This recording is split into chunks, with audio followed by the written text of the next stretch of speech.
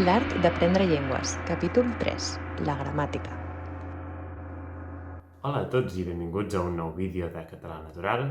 Aquest, com heu vist, és el tercer capítol de la sèrie L'art d'aprendre llengües, on us transmeto la meva experiència, us parlo de com aprenc jo llengües per tal que pugueu aplicar les parts que us semblin interessants del meu mètode al vostre propi estudi.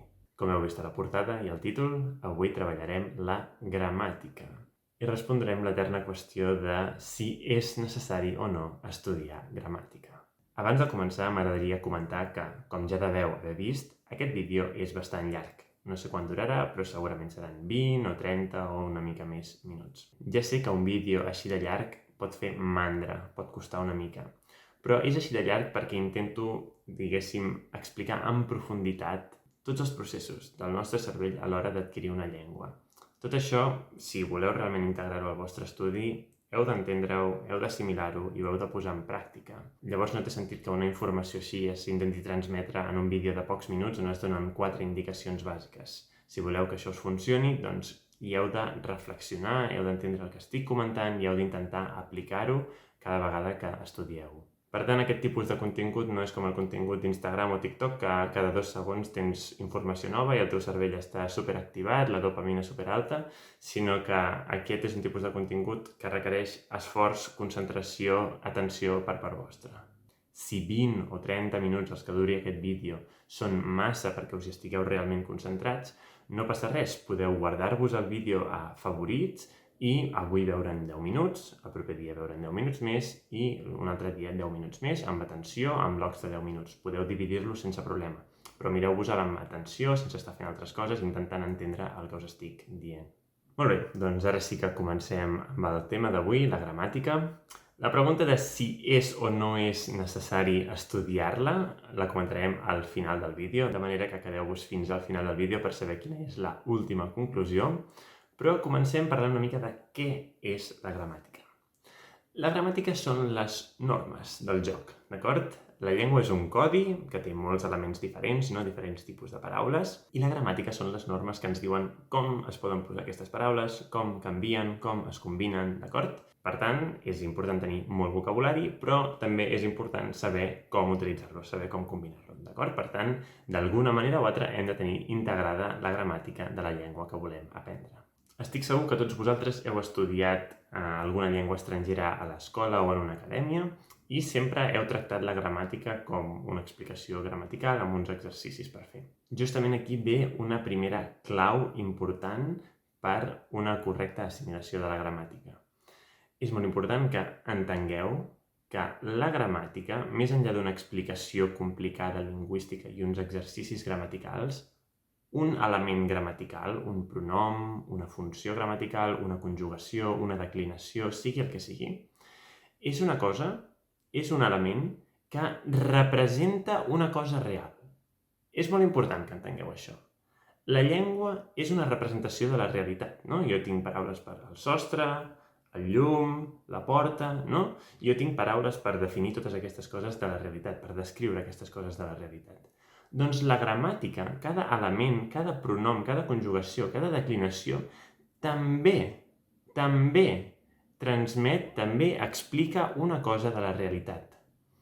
Ho dic així perquè quan llegim una explicació gramatical, on ens comencen a parlar de, no sé, de casos, de complements directes, de verbs transitius i intransitius, pot sonar tan abstracte que sembla que no estiguem parlant de la realitat. Però no, l'explicació pot ser tan complicada com vulguis, però sempre acaba representant una cosa de la realitat.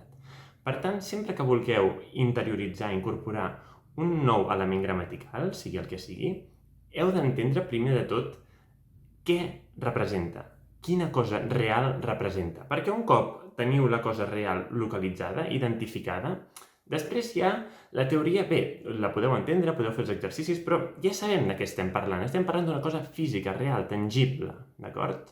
Després tornaré en aquest punt i us posaré exemples clars de a què em refereixo.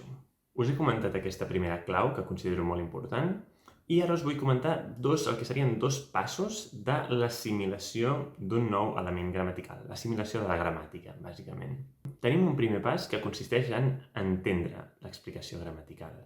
Aquest primer pas doncs, sí que pot consistir en llegir la típica explicació, no?, de què és això que estem estudiant i, com he dit, també fer la connexió amb realment de què estem parlant en realitat, no? Tota aquesta explicació complicada de complements o de conjugacions o declinacions, què vol dir a efectes pràctics, quina representació fa això de la realitat.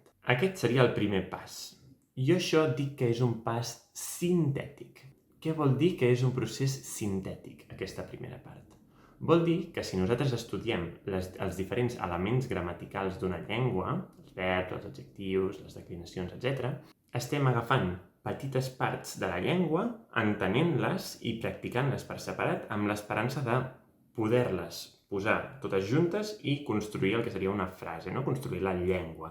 Estudiem les diferents parts per separat per acabar tenint la llengua, que és la unitat final que busquem. Això és un procés sintètic, una síntesi de diferents coses més petites, aconseguir-ne una de més gran.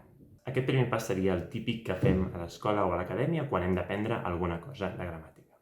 Passem al segon pas. Aquest segon pas és el que ens permet interioritzar el que hem après en el primer pas. Al primer pas hem entès una definició, una explicació, esperem que l'haguem entès bé, però fins i tot si l'hem entès bé, no vol dir que el nostre cervell ja sigui capaç de reproduir sense cap problema aquest element gramatical. Per res del món. Encara ens queda molta feina per fer, que és aquest segon pas. I en aquest segon pas doncs, hem d'anar interioritzant això que hem entès en una explicació, s'ha d'anar interioritzant, s'ha d'anar utilitzant, s'ha d'anar veient, s'ha d'anar llegint, fins que el nostre cervell ja hagi incorporat de manera totalment natural aquesta nova característica gramatical que estem estudiant. Aquest segon pas es fa a través de molta exposició i repetició. Per això va també tenir exposició a la llengua, no? Mirar molts vídeos, pel·lícules, llegir, etc. Tot el que puguis fer, parlar també, tot el que puguis fer d'exposició a la llengua és el que et permet anar interioritzant les coses que tu potser has après a classe o que has llegit en un llibre de text. Aquest segon pas és analític. En aquest segon pas nosaltres tenim la llengua en forma de text, àudio, el que sigui, i nosaltres l'analitzem i identifiquem. Mira, aquest és el pronom que m'havien explicat l'altre dia a classe.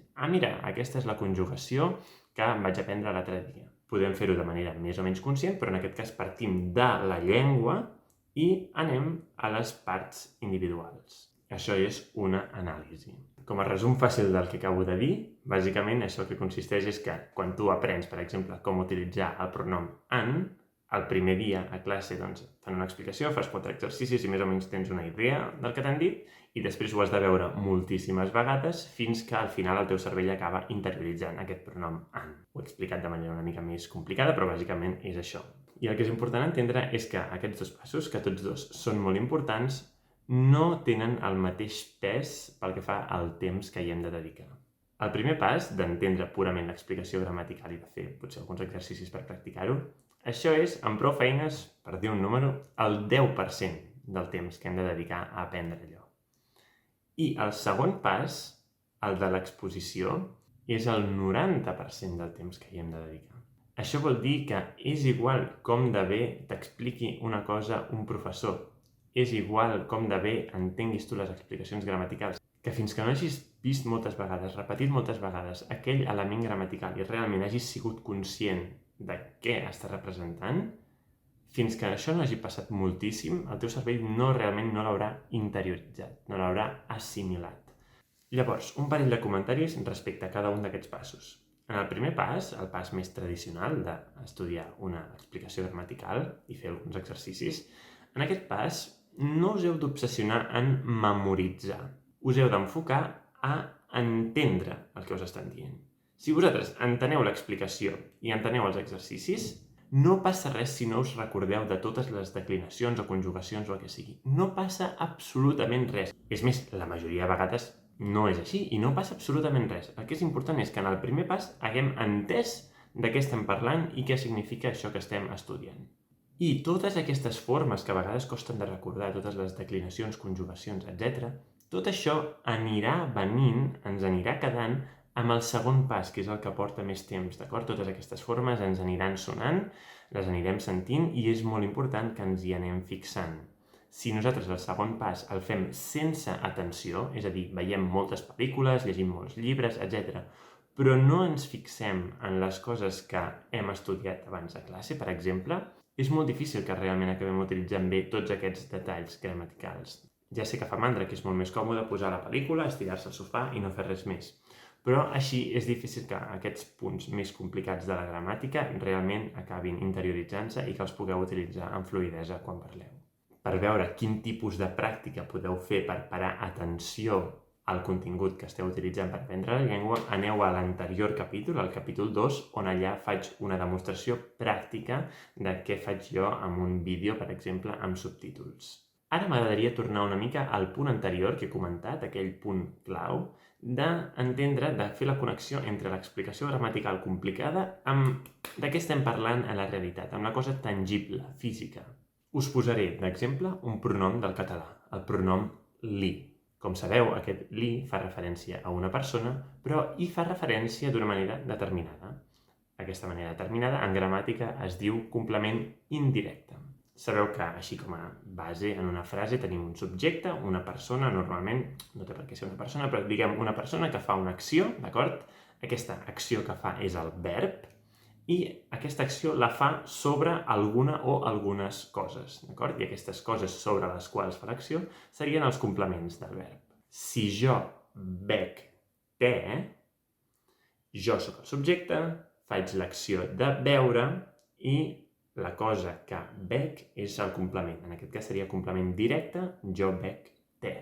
Com veieu, hi ha una connexió directa. La cosa que jo bec és el te, per tant és un complement directe.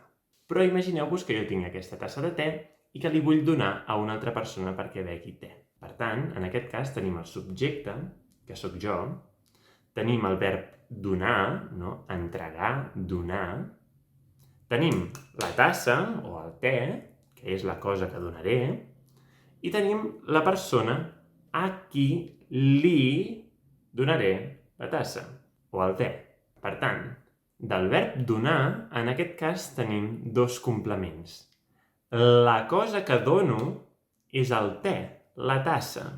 Això és el complement directe, és la cosa que dono. Per tant, tenim com una primera fletxa, si tenim el verb aquí, el verb fa una acció directa sobre això. I aquesta acció s'acaba completant quan hi ha un destinatari, que és la persona a la qual li dono la tassa. Això és el que vol dir que és indirecte, d'acord?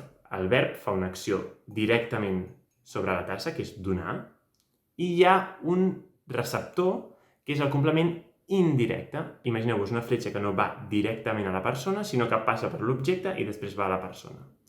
En canvi, quan jo bevia el te, jo bec el te. Del verb beure hi ha una fletxa directa al te, no? Jo bec te. I ja està, no hi ha més objectes, no hi ha més intermediaris, no hi ha més receptors finals, no hi ha res més. Per tant, si vosaltres teniu algun tipus de problema per utilitzar aquest li, el primer de tot és entendre que sempre serà com el destinatari final d'una cosa. Jo puc dir-li una cosa, puc donar-li una cosa, puc fer-li alguna cosa, no? Fer-li un massatge, però jo sempre dic, dono una cosa a algú.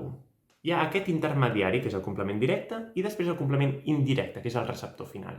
Per aquest motiu no és correcte dir coses com li convido a una festa, li ajudo a fer una cosa o li estimo, perquè en aquests casos fem l'acció directament sobre la persona, no? L'estimem, l'ajudem, el convidem, i llavors en aquest cas és complement directe. No fem una cosa i després li donem o li enviem o li expliquem, sinó que fem l'acció directament sobre la persona. Per tant, és complement directe i hauríem d'utilitzar el pronom el. El convido, l'estimo, l'ajudo.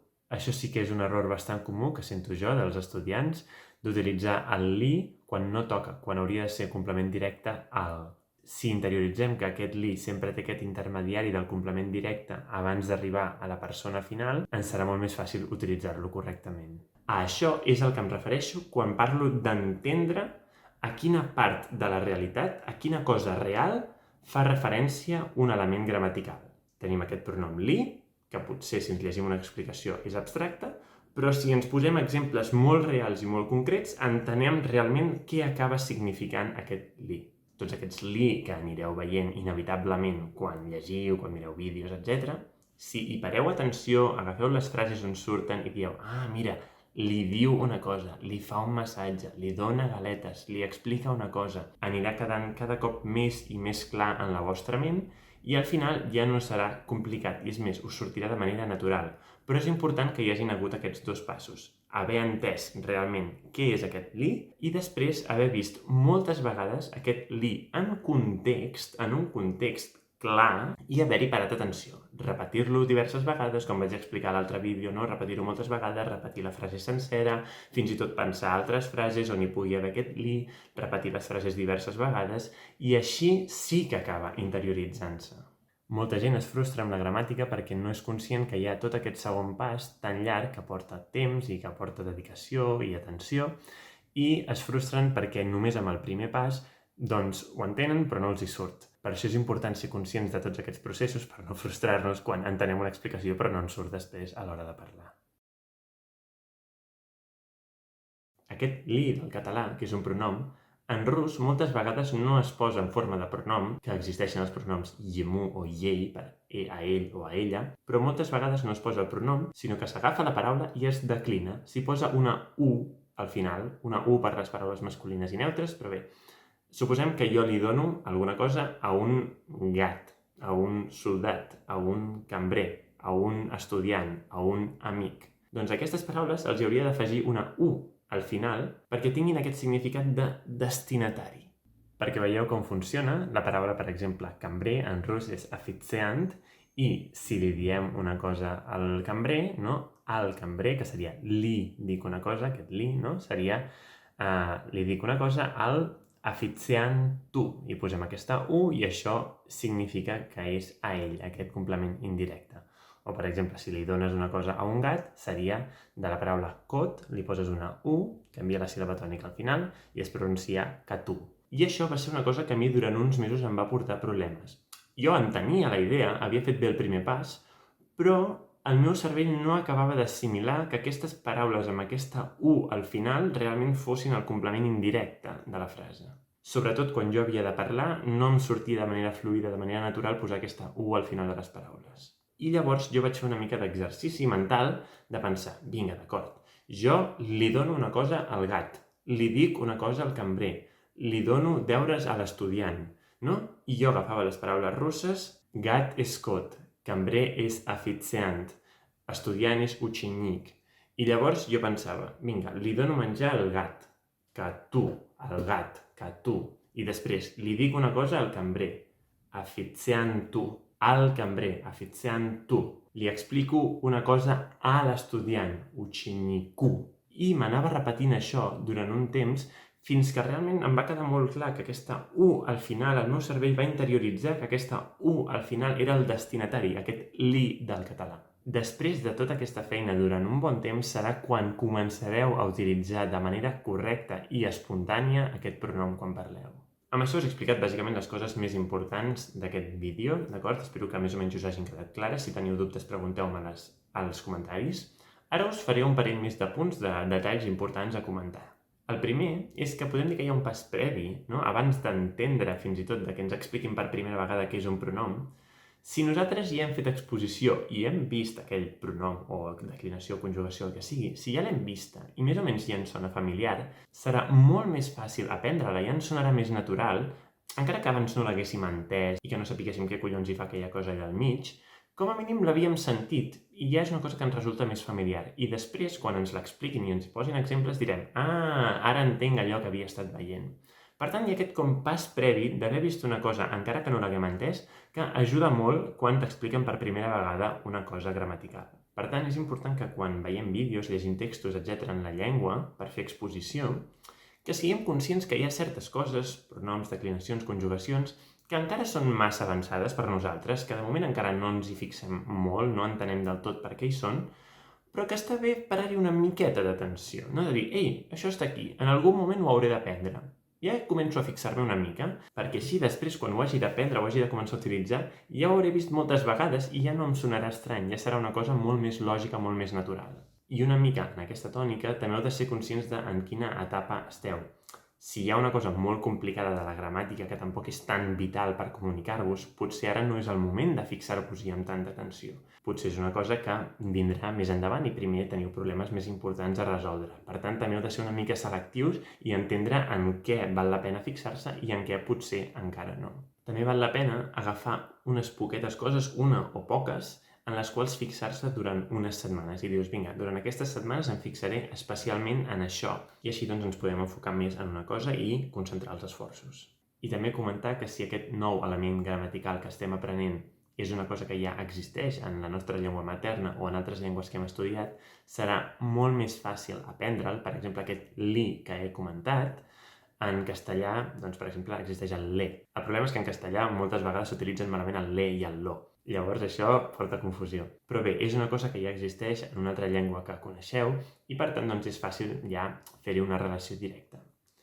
Si apreneu un element gramatical que és completament nou de la llengua que esteu aprenent, com per exemple aquest pronom i o el pronom an si no heu estudiat italià o francès abans, doncs això senzillament portarà molt més temps. I no passa res, no és un drama, no us heu d'obsessionar en fer-ho bé a la primera. I que entendre-ho serà més complicat i que després tot el procés d'exposició, tot el segon pas més analític, també portarà molt més temps. Us hi haureu de fixar moltes més vegades, veure-ho moltes més vegades en context, repetir-ho moltes més vegades fins que realment això acabi entrant i que us acabi sortint de manera fluida quan parleu. És totalment normal i no passa res. Per tant, ara sí que arribem a la conclusió final de és necessari estudiar la gramàtica? Jo crec que la resposta curta és sí, és necessari. Però hi ha un gran però aquí al mig. I és que l'estudi formal, el que tots entenem per estudi, agafar el llibre, fer els exercicis, llegir-se les explicacions, és només el primer pas, és només una petita part, un 10% per dir alguna cosa, del total que haurem de fer. I després vindrà una segona part, un segon estudi, que no és un estudi tradicional de fer exercicis, sinó que és un estudi més de consumir contingut i parar-hi atenció i fixar-nos en tots aquests elements gramaticals quan els anem veient i repetir-los i utilitzar-los. En el fons, a la vida sempre hem de trobar equilibris. Si ens n'anem completament al costat sintètic, al primer pas, trobem que una persona estudia molt la gramàtica, fa molt bé els exercicis, però a l'hora de parlar no li surt. I si ens n'anem a l'altre extrem, d'una persona que ha fet molta exposició però sense parar atenció i sense haver entès aquests elements gramaticals, ens trobem una persona que més o menys ha començat a parlar, que fins i tot pot tenir certa fluïdesa, però que li és impossible fer bé tots aquests detalls, com posar les conjugacions correctes, els temps verbals correctes, els pronoms correctes, perquè no ha fet aquesta part d'entendre les coses per separat i parar-hi atenció quan ho ha anat veient. També voldria afegir el petit comentari de que ara algú potser em dirà jo he après, X llengua sense estudiar gramàtica. I per tant això aniria en contra del que dic jo de que cal el primer pas, no? I després el segon. Segurament si has aconseguit aprendre bé una llengua sense estudiar gramàtica, però utilitzes correctament la gramàtica de la llengua, estem parlant d'aquest cas, és possible, però això vol dir que aquest primer pas tu has sigut capaç de fer-lo, has sigut capaç d'analitzar prou bé la llengua per no necessitar una explicació externa.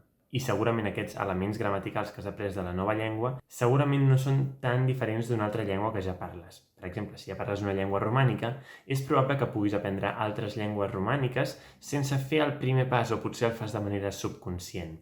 En canvi, si vols aprendre per primera vegada una llengua eslava que té declinacions al final de les paraules, jo personalment crec que pràcticament impossible com a adult aprendre a utilitzar bé tot el sistema de declinacions en la llengua eslava o ja ni parlar d'una llengua que no sigui indoeuropea com el xinès, el japonès o el nàhuatl, que en aquests casos estan plens de petites característiques, coses gramaticals que per nosaltres no tenen cap mena de sentit. Quan dic nosaltres vull dir els parlants de llengües romàniques, no? Serien noves coses que hauríem d'incorporar, que el nostre cervell hauria de forjar aquestes connexions. I probablement com a adults, sense una explicació ens costaria molt integrar-ho. Potser amb moltíssima exposició, moltíssima atenció i realment fixant-nos-hi molt, potser sí que seria possible. Però en general, per adquirir elements gramaticals nous que no existeixen en la teva llengua materna, sí que va molt bé, doncs, una petita explicació per entendre de què estem parlant. Doncs bé, amb això més o menys és tot. Espero que hagueu vist el vídeo fins al final, que hi hagueu parat atenció, fins i tot si heu hagut de dividir el vídeo en diversos dies, no passa res. També us recomanaria que intenteu aplicar algunes d'aquestes coses ja en el vostre estudi i que si cal torneu a revisitar el vídeo per dir aviam què va dir el Marc exactament d'això, quin exemple va posar, com ho va treballar, i així doncs podeu anar de mica en mica millorant el vostre propi mètode d'aprendre llengües. Com dic sempre, no es tracta de que jo tingui la veritat absoluta i que ho hagueu de fer tot com jo dic, sinó que de la meva experiència podeu agafar les coses més importants, més interessants i aplicar-les a la vostra manera, al vostre mètode. Aquí m'acomiado per avui. Si us ha agradat el vídeo deixeu un like, subscriviu-vos al canal si encara no ho heu fet, deixeu-me als comentaris qualsevol dubte que tingueu o comentari que em vulgueu fer respecte al que he dit. Sabeu també que em podeu seguir a Instagram per les novetats del canal i ens veiem al proper vídeo. Apa! Ciao!